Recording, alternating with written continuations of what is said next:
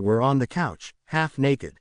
The two of them looked in shock as Izuku witnessed them making out as if they were beep teenagers. "Oh my god," Izuku said. "We can explain," Toshinori said. "Oh my god, we can explain," Inko said. "Gram DNA, Mom and Mr. Yagi are making out like HORMO. Izuku, no," Inko shouted. Meanwhile, with Nana, she was hiding behind a wall trying to hold in her laughter from it all. "Anyway, how was class?" Inko asked. "It was fun," Izuku said. "Gunhead taught me how to use my legs. Then I got the idea to channel fire into my kicks.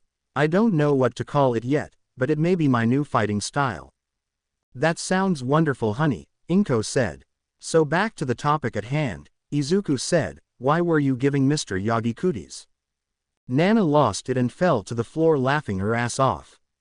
"He was gonna find out sooner or later, dear," Toshinori said. "Wait, dear," Izuku asked. "So you two are dating?" Izuku asked, causing sighed. "Yes, Izuku, we're dating," she said. "We've been dating ever since the time Grandma had Mr. Yagi carry me to my room." "Well, I approve," Izuku said. "Mr. Yagi's always been like a father to me since I was young." "Yeah, he has, hasn't he? To the point that you actually thought he was already married to your mother," Nana said, still laughing. Moving on, Inko said, "You learned to use legs in combat. I figured you'd wanna punch stuff like All Might."